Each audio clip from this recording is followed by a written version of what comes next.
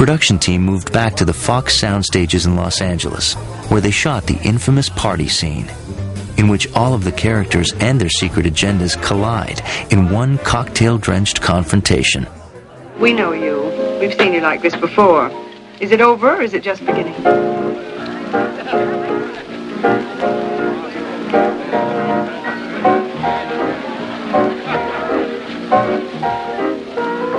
Fasten your seatbelts.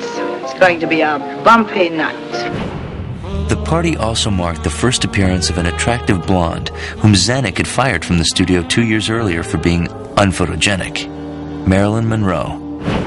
You see that man? That's Max Fabian, the producer. Now go and do yourself some good. Why do they always look like unhappy rabbits? Because that's what they are. Now go and make him happy. Marilyn played a young starlet intent on advancing her career by befriending powerful men, offering yet another example of art imitating life. I don't want to make trouble. All I want is a drink. Leave it to me. I'll get you one. Thank you, Mr. Fabian. Well done. I can see your career rising in the east like the sun. Veteran cynic George Sanders also made a grand entrance at the party as critic Addison DeWitt, the character closest to Mankiewicz's heart. We're a breed apart from the rest of humanity, we theater folk. We are the original displaced personalities. You won't have to read his column tomorrow, Eve. You just heard it. I don't agree, Addison. That happens to be your particular abnormality. All of Dad's venom, disdain, and I use the words nicely, he saved for Addison DeWitt. There's so many of Addison's observations that I can hear my father saying. There was a lot of Addison DeWitt in him. With its air of urban sophistication and backstage backstabbing, it was only a matter of time before rumors began to fly that the actors filming All About Eve were as contentious off-screen as they were on. But according to the film's cast members, rumors of catty behavior behind the scenes just weren't true. You're supposed to be at one another's throats and cut the atmosphere with a knife and that sort of thing. There was nothing like that. There was no cattiness on the set at all. Do you think Joseph Mankiewicz would have stood still for any kind of behavior of that kind? No. Even though there was an absence of obvious hostility on the set, there was a famous and frosty feud between Bette Davis and co-star Celeste Holm. And I walk onto the set, and there's Betty, and I say, "Good morning." And she said, "Oh, shit, good manners." And I felt as if I'd been hit in the face with a wet flounder. And I never spoke to her again. She called me a bitch. Okay. Oh, relax, kid. It's just me and my big mouth. Just that you get me so mad sometimes. But Holm got the last laugh while filming the scene in which her character realizes that Eve's master plan has backfired. I don't want to play Cora. What? Now, wait a minute. You're always so touchy about his plays. It isn't the part. It's a great part and a fine play.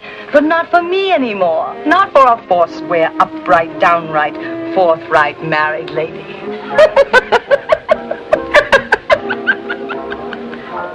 What's so funny? Nothing. Everything. Everything's so funny. Davis was startled by Holmes' ability to laugh on command. She said, "I can't do that." And I said, "Oh, I'm sure you could if you tried." And she said, "No, I can't." And at that point, Mankiewicz said, "Would you like to do it again?" And I said, "Sure." So off I went. And it was then that I realized that Joe had been aware of how difficult Betty had been to me. You know what I'm going to be? A cowboy? A married lady. With a paper to prove it. No more make-believe, off stage or on. By the end of filming, Bette Davis had made the same decision as Margot Channing.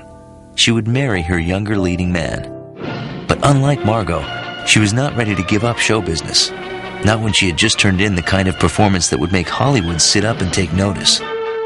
All About Eve was about to put a gifted actress back in the spotlight. But could she handle the glare? Bette Davis was about to find out. Eve has insatiable ambition and talent. An improbable person with a contempt for humanity, an inability to love or be loved. But how can such a woman fool so many? How does any Eve do it?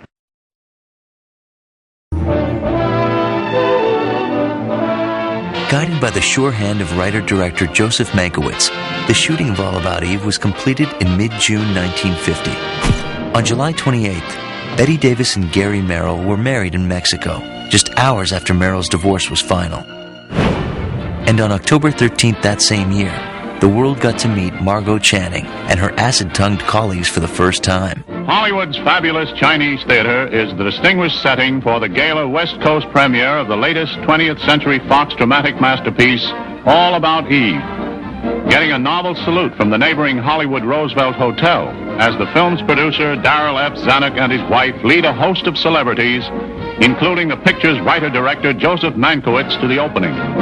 Hailed for her performance in All About Eve, Betty Davis attends with her mother, while title role player Ann Baxter brings hubby John Hodiak. Next day, Betty Davis, with a Marine escort, returns to the scene of triumph to be immortalized in the Chinese theater's famous cement. A tribute to her outstanding performance in All About Eve, a performance the public is now hailing as one of the finest of her career.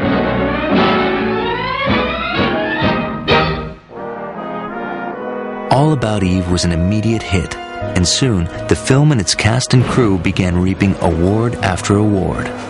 But a fierce battle was raging at 20th Century Fox over Oscar nominations. Ann Baxter wanted the studio to nominate her as Best Actress instead of Best Supporting Actress, a move that would put her in direct competition with Betty Davis. It was yet another in a series of examples of how scenes from the film would resonate in the stars' real lives. In February 1951, for the first time in history, two leading ladies from the same film were on the ballot together. All About Eve was nominated for a record-breaking 14 Oscars, including Best Picture, Best Director, and Best Screenplay. It was a staggering number of nominations. It still holds the record, tied with Titanic, for the most number of nominations in motion picture history. And when one looks at a huge, sprawling film like Titanic, and then thinks that in All About Eve, probably the biggest piece of action is Betty Davis walking down a staircase, it's even more remarkable. The triumphant Betty Davis knew she had delivered the performance of her career and felt certain that she had earned her third Oscar. As the winner was announced, she, along with Ann Baxter and Sunset Boulevard's Gloria Swanson, leaned forward, only to hear that the year's Best Actress Academy Award would go to Judy Holliday for her performance in Born Yesterday. Davis was devastated. Well, Fox are to blame. They should have persuaded Baxter to go into Best Supporting Actress, and that Betty and Gloria were sort of neck and neck, so it splits and it goes to the underdog. Life seemed determined to imitate art one last time, as the actress who played Betty's archenemy inadvertently ruined her chances of winning an Oscar. Ann Baxter admitted she should have accepted the Best Supporting Actress nomination. Davis, in her typical style, said, yes, she should have. I'm happy to announce that the winner is All About Eve. But regardless of the disappointments, All About Eve swept up 6 Oscars, including Best Picture and Best Score. Mankiewicz won another 2 Oscars for both directing and writing, and George Sanders picked up the award for the year's Best Supporting Actor. A spectacular comeback, and would forever be identified with the great Margot Channing. Unfortunately, her marriage to Gary Merrill was less enduring. The couple divorced after 10 years. In a way, that should have worked, except she said to me, that something peculiar happened, that he married Margot Channing, not Betty Davis, and she married Bill Sampson, not Gary Merrill. But whatever regrets Betty Davis may have had about her backstage romance, no one could deny that All About Eve re-established her as one of Hollywood's greatest stars, and established Margot Channing as one of the most memorable characters in the history of cinema. Slow curtain, the end.